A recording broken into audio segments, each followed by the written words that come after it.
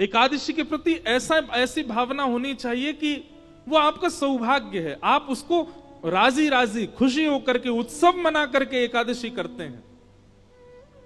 आज हमारे ठाकुर जी के लिए हमने व्रत रखा है।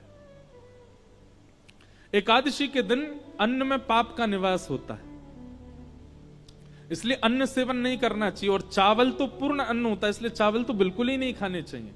वृद्ध लोग, बालक और बीमारों को छूट है, लेकिन वह भी केवल रोटी पाएं, चावल नहीं पाएं।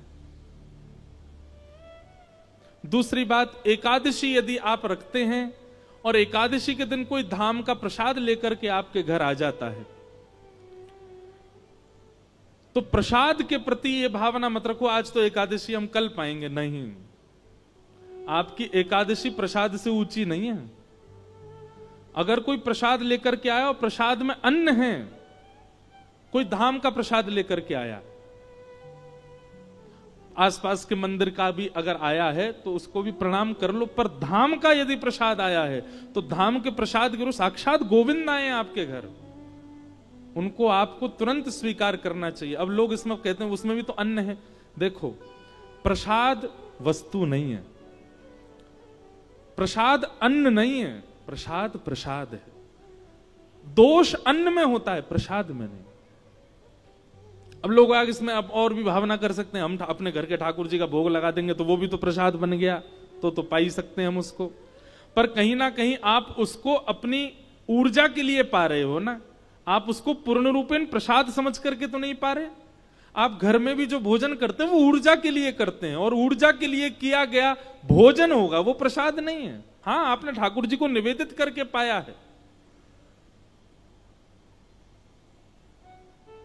घर के ठाकुर जी को प्रसाद यदि, वैसे तो एकादशी पर भी ठाकुर जी को तो अच्छे पकवान ही पवाने चाहिए, पर उसका भी आप तिनका ले सकते हो। ऊर्जा संचार के लिए, अपने देह के स्वास्थ्य के लिए और जो भी क्रियाओं के लिए जो आप पा रहे हो, उसमें आपको व्रत ही रखना चाहिए।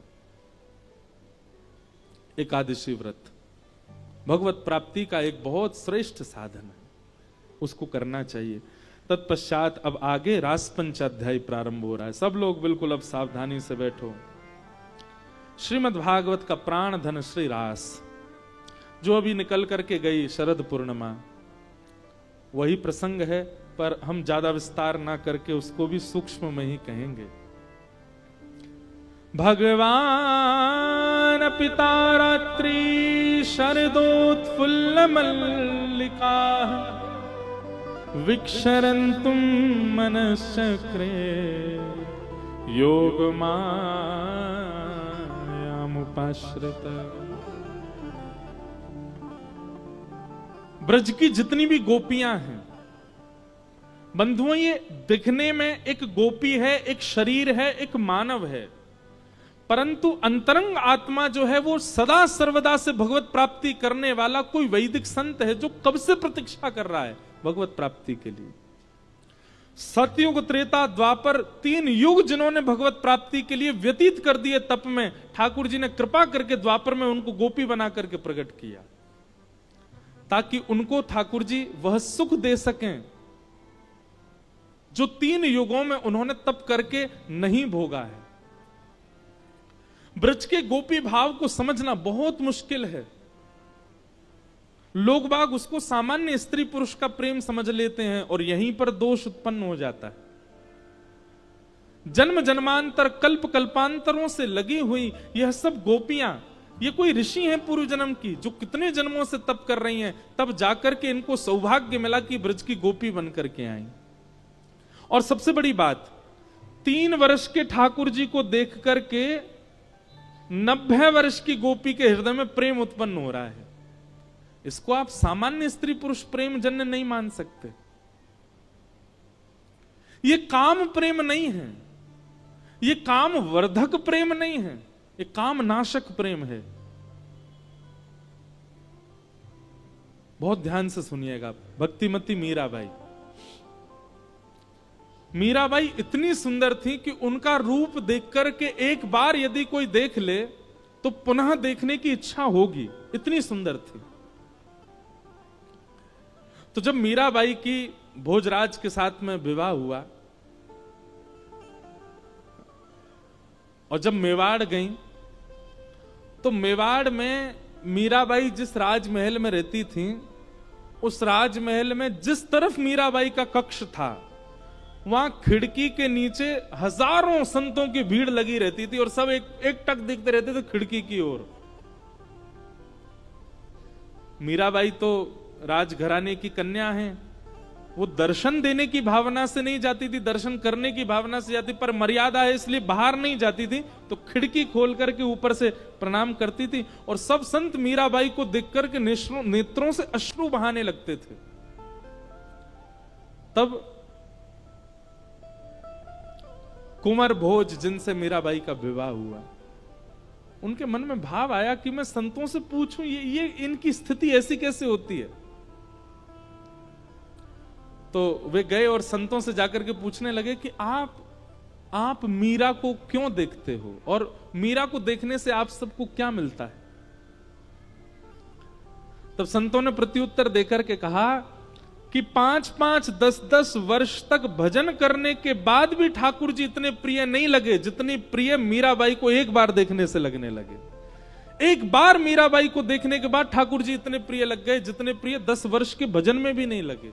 इसलिए हम मीराबाई को देखते हैं। तो मीराबाई का स्वरूप सुंदर था, पर उनकी सुंदरता काम प्रकट नहीं करती थी, बल्कि दोष नाश करके भगवत प्रीति प्रकट करती थी।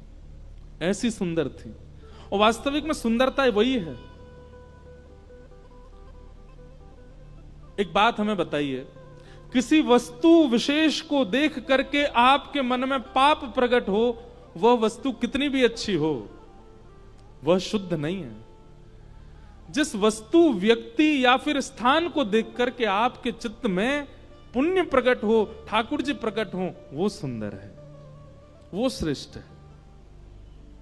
वो सौंदर्य कैसा, वो रूप कैसा, वो यौवन कैसा, जिससे काम प्रकट हो। रूप तो वो जानो, सौंदर्य तो वो जानो, आकृति तो वो जानो जिसे देखने से वो ना दिखे ठाकुर जी दिखे, वो ना दिख करके ठाकुर जी के प्रति प्रेम बढ़े।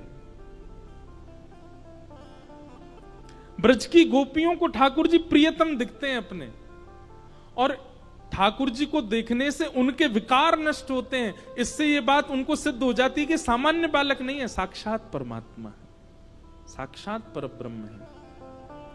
इसलिए भगवान के रास में आने वाली गोपियों की आयु आबाल वृद्ध बनेता, छोटी से छोटी बालिका और वृद्ध से वृद्ध मैया भी ठाकुर जी के संग रास में है। वृंदावन के गौड़िया वैष्णव संप्रदाय के एक ग्रंथ में कहीं वर्णन है, 3.25 करोड़ गोपियां थीं रास में। कितनी? 3.25 करोड़। और ठाकुर जी ने जब रास किया तब ठाकुर जी कितने वर्ष के हैं? 7.5 वर्ष के। कितने वर्ष के? अभी 7.5 वर्ष का कोई बालक यहां बैठा हो, उसको एक बार देखो और इमेजिन करो ठाकुर जी इतने बड़े थे जब रास किया था। 7.5 वर्ष का बालक अपना पेंट नहीं संभाल पाता, ऐसे पकड़े घूमता रहता है। उसको इतना सहूर नहीं होता कि मुझे भोजन करके हाथ धोने, मां बताती है जा हाथ धो किया। इतनी छोटी अवस्था है ठाकुर जी की जब रास विहार कर रहे हैं। और गोपियां बोले, कई गोपियां तो यशोदा मैया की भी जेठानी की उम्र की हैं, यशोदा मैया से भी बड़ी हैं, जो ठाकुर जी के संग रास में आई हैं। काम लीला नहीं है रास, ये काम विजय लीला है और काम नाशक लीला है। इसको समझने के लिए ब्रज की उपासना करनी पड़ेगी, रस की उपासना करनी पड़ेगी, रज की उपासना करनी पड़ेगी, तब जाकर के रास का दर्शन हो सकता है।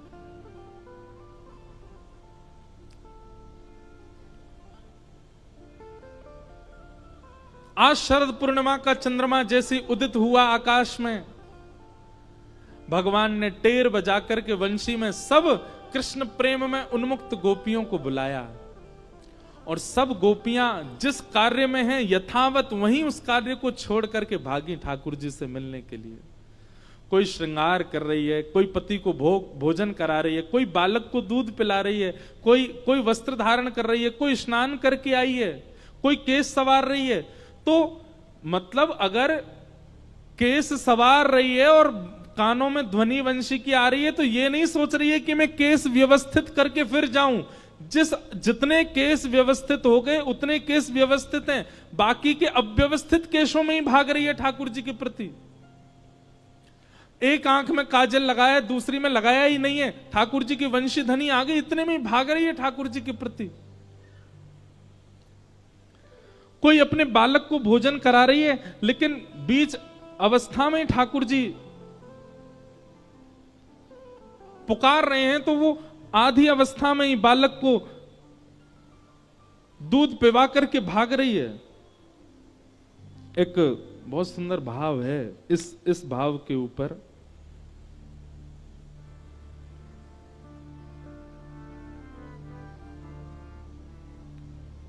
बहुत सुंदर भाव है।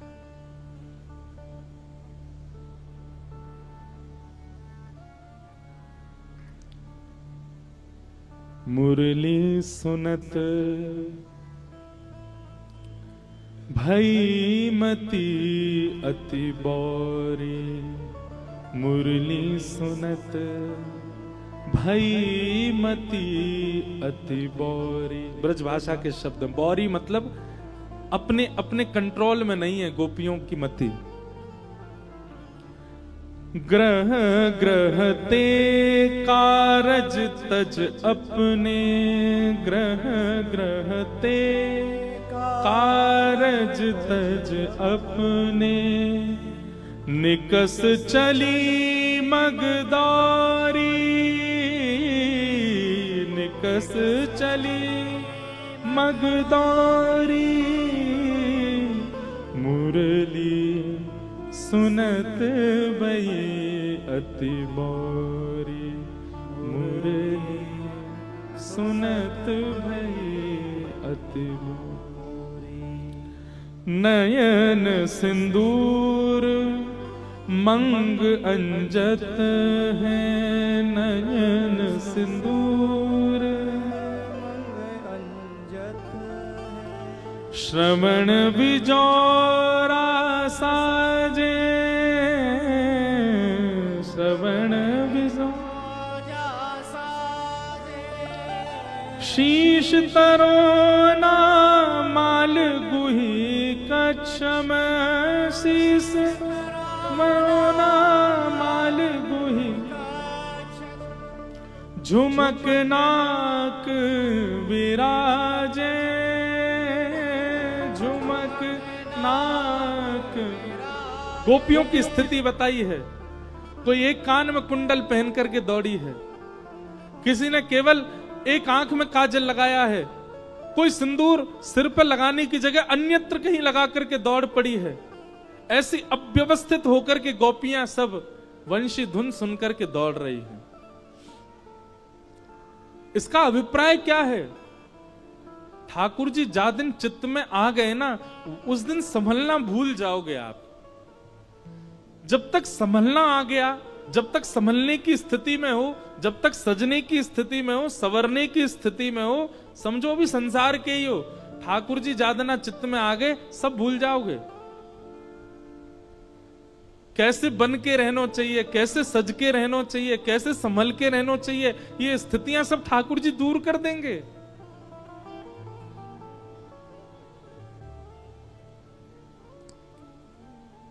वो पद जिस पर आप इतने आनंदित हो रहे हैं, वो पद की गहराई सुनिए ना। बाला मैं बैरागण होंगी, क्यों?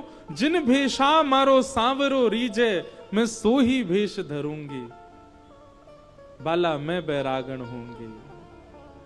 ठाकुर जी जीवन में आते हैं तो आप अपने तन को प्रायोरिटी नहीं देते कि मुझे ऐसे पहन करके रहना है।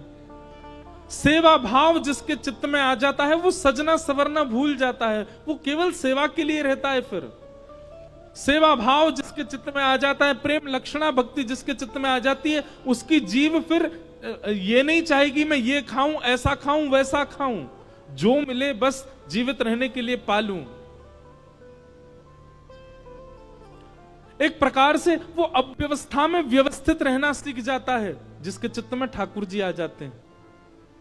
वो एक आसन पर बैठ करके पूरी कथा सुन सकता है, वो बिना पंखा, बिना एसी, बिना किसी व्यवस्था के भी एक स्थान पर अधिक समय तक विराज सकता है। ये अव्यवस्था में भी व्यवस्थित होना सिखा देते हैं ठाकुर जी।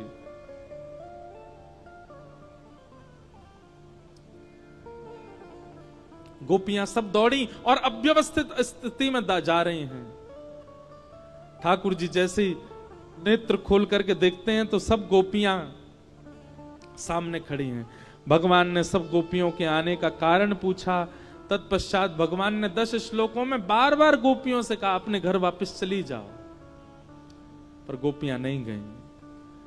भगवान जब शांत हो गए तब गोपियों ने प्रत्युत्तर दिया कि नाथ, आप ही तो कहते हो सब छोड़ करके मेरी शरण में आ जाओ, और हम जब सब छोड़ करके आ गए तो हमसे कह रहे हो वापस चली जाओ।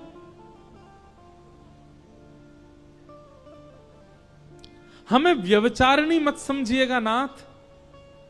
हमारा प्रेम ऐसा नहीं है कि हम आपको बाध्य करें कि हमसे मिलो, हमसे बात करो, हमें दिखो या हमें देखो। हमारा प्रेम ऐसा नहीं है। तत्सुखे सुखित्वम।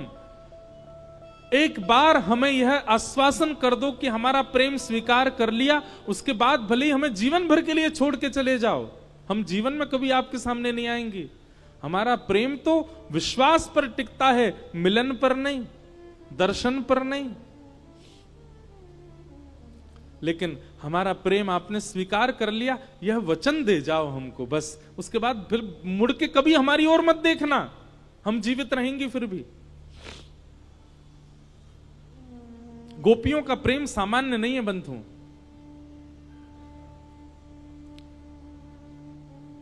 उद्धव जी महाराज जब वृंदावन जाते हैं तो गोपियां कहती हैं, उद्धव, वृंदावन से मथुरा इतना दूर नहीं है कि हम कृष्ण से मिल नहीं सकती। दिन में 2 बार जाके मिलके आ सकती हैं, पर हमारा प्रेम हमको अनुमति नहीं देता। हमारा प्रेम ऐसा नहीं है कि हम जबरदस्ती जाएं और जाकर के नित्य उसका दर्शन करें।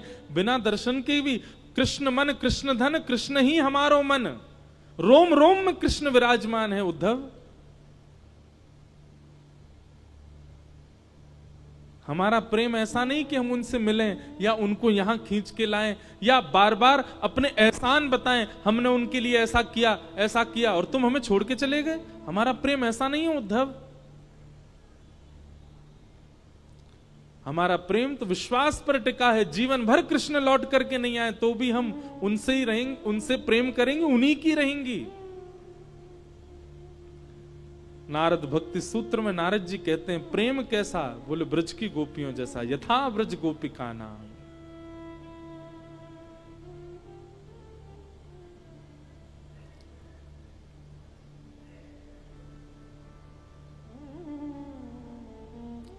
ठाकुर जी गोपियों की बात सुनते हैं और फिर गोपियों से कहते हैं, अरे मैं तो परीक्षा ले रहा था आप सबकी, आओ चलो हम रास करते हैं। और ठाकुर जी गोपियों के संग रास करने लगे। एक एक गोपी के पास जाकर के ठाकुर जी उसकी सुध लेने लगे, किसी के रूप का वर्णन करने लगे, किसी के चरण पकड़ने लगे, किसी के वस्त्र में ठाकुर जी स्वयं बैठने लगे, किसी को अपने हाथ से पवाने लगे। और इन सब क्रियाओं की वजह से गोपियों को मान हो गया कि हम अत्यंत सुंदरी हैं, इसलिए हमारे सौंदर्य पर ठाकुर जी मोहित हो गए।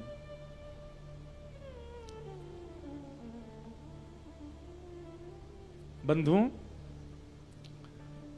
एक बात मेरी बहुत ध्यान से सुनिएगा। हम इतनी भक्ति करते हैं, इतना भजन करते हैं, इतना नाम जप करते हैं, इतनी कथा सुनते हैं, इतनी सेवा करते हैं, फिर भी ठाकुर जी प्रकट क्यों नहीं हो रहे हैं? क्योंकि कहीं ना कहीं ठाकुर जी को यह चिंता है कि मेरे प्राकट्य से इसके चित्त में यह मान ना आ जाए कि मैंने ठाकुर जी को प्रकट कर दिया। ठाकुर जी को हमारी चिंता है कि कहीं इसको अभिमान ना हो जाए। अरे हम 2-4 कथा क्या सुन लेते हैं, 2-4 कथा सुना क्या देते हैं, तिलक लगा करके कुछ दिन रह क्या लेते हैं, हमको इसी से मान हो जाता है। ठाकुर जी प्रकट हो गए, हमारे हाथ से पाने लगे, हमसे श्रृंगार कराने लगे, हम तो ढिंडोरा पीट देंगे पूरी दुनिया में।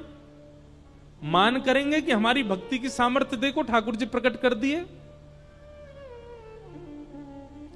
इस भय के कारण ठाकुर जी प्रकट नहीं होते कि कहीं इसको मान ना हो जाए, क्योंकि गोपियों के चित्त में मान हो गया।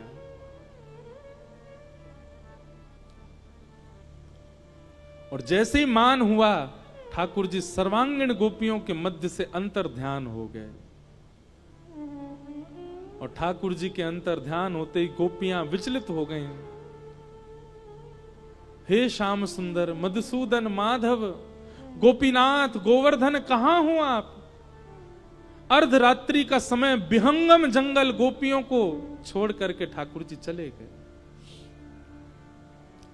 अबला नारियों की तरह सब गोपियां ढूंढ रही हैं कि श्याम सुंदर कहां है। प्यासे को एक घूंट पिला करके पानी दूर कर दिया जाए तो वो प्यासा तड़प करके मर जाएगा, वैसी स्थिति गोपियों की हो गई। तभी गोपियां यमुना तट पर गईं, किशोरी जी का दर्शन किया, चरणों में गिर गईं, बोले हे श्याम सुंदरा, हे किशोरी जी, कहां चले गए श्याम सुंदर? आप कृपा करो ना, ये श्याम सुंदर हमें हम कब से प्रतीक्षा कर रही हैं। सतयुग निकाल दिया, त्रेता निकाल दिया, संपूर्ण द्वापर भी निकलने को आया है, जैसे तैसे गोपी बनकर के आई हैं। आज इतने वर्षों, इतने युगों बाद मिले।